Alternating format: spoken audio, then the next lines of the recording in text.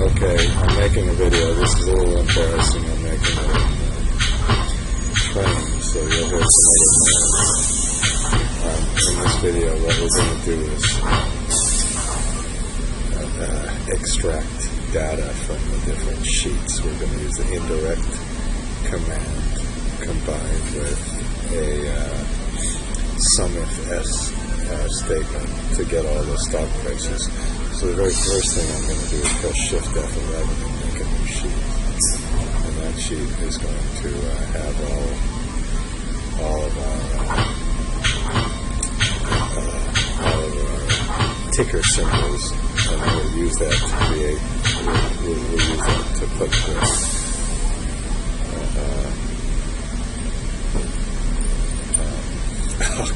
to put all the data in. Okay, so maybe I'll call that our data extract.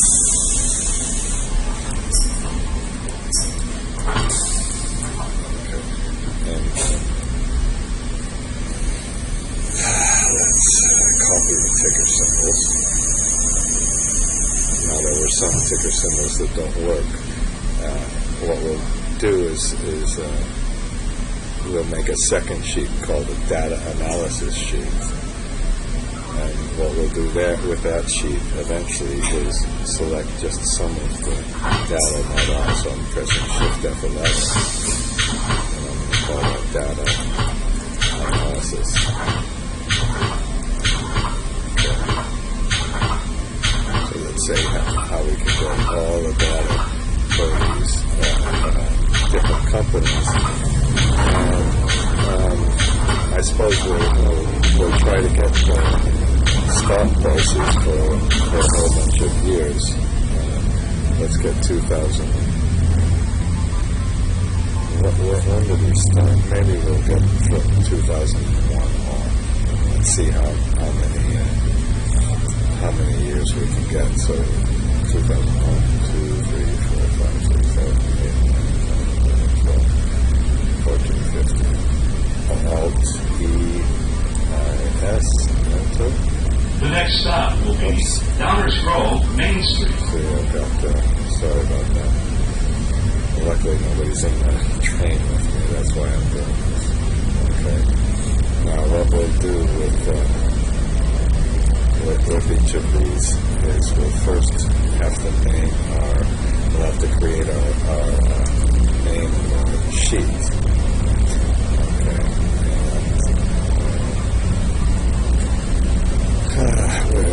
We need to put a quote in first, and then our name of our sheet, and then put the stock price.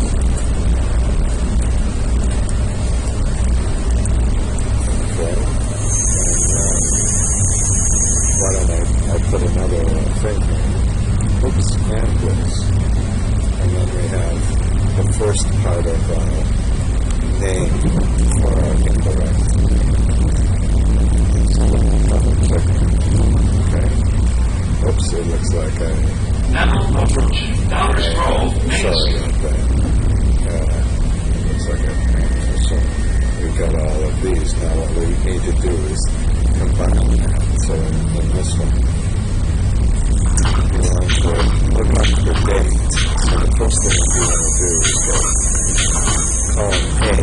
So what we need to do is get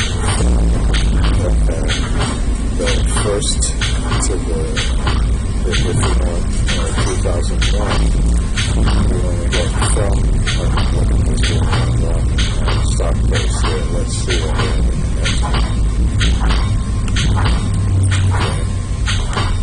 If people come in the train, we have to stop this video.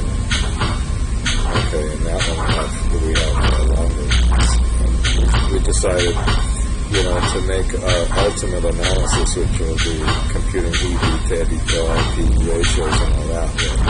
We'll want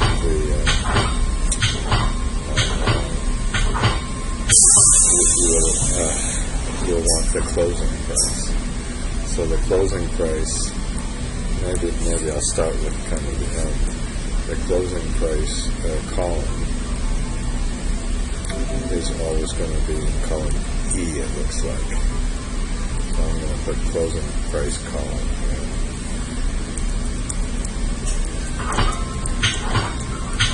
Okay, that's going to be column E. And we're going to put the date column.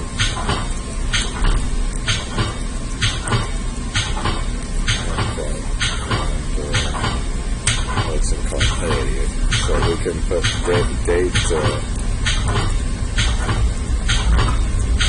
I don't know what to really say, but we're going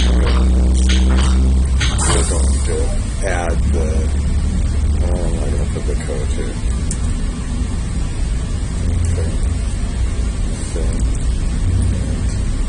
Now, let's put a little bit of a trick. Let's put equal date and then the year here. And then we'll start with 1. The next stop will be Fairview Avenue. Shift Control 3. Okay, start. And then end.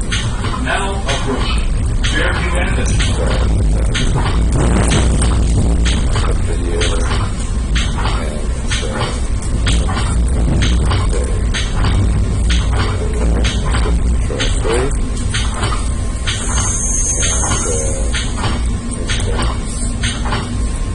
Now we'll put our tests, okay?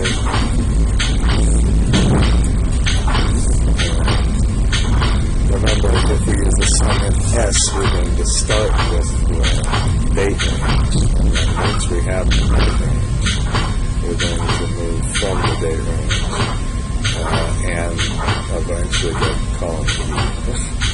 I wonder if I'll be able to do this if you will. I can't. So let's, but it's got to be greater than or equal to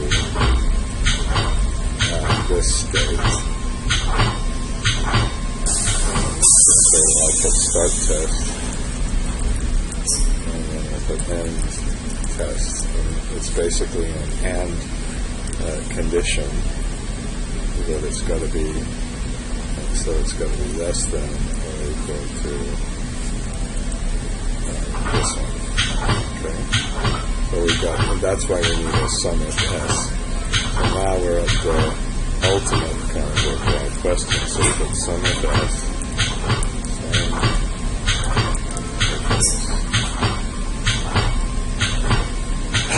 Sum, which is indirect. Okay. And start with remember, this is where I always go wrong. This is different than the sum.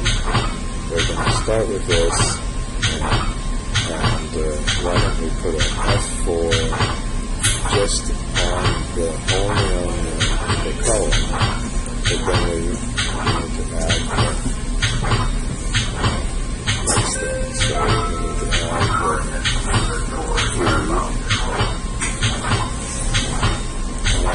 column.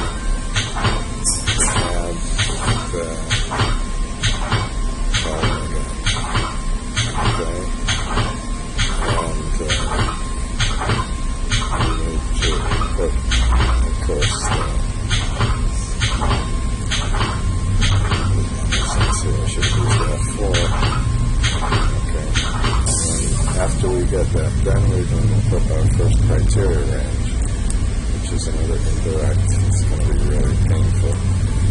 And we press this one, and press the F4 a couple of times. Okay.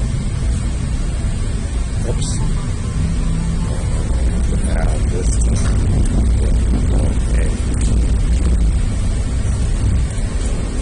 The next stop will be Westmont.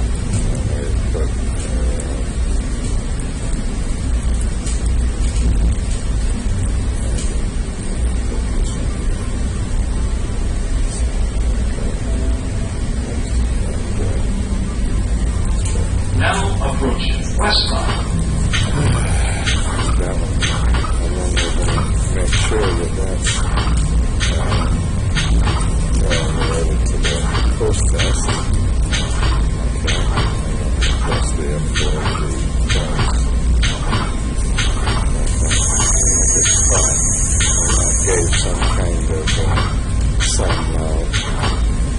said some, really average.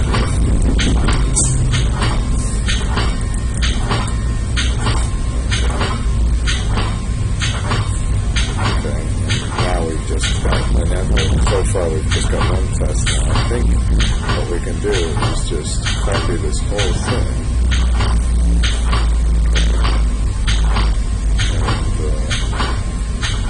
Put it right on the end, and this one changes to 6. And now we have 2 tests. Now once we have the 2 tests, what we can do is double click on here.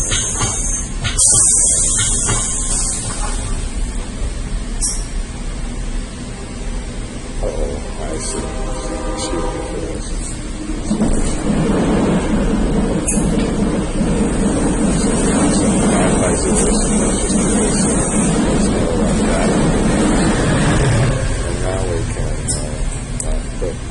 Also move it to the whole,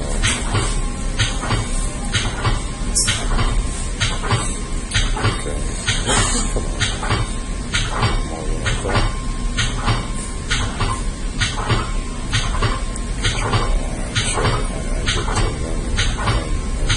Oops, and then now let's just copy this one as well.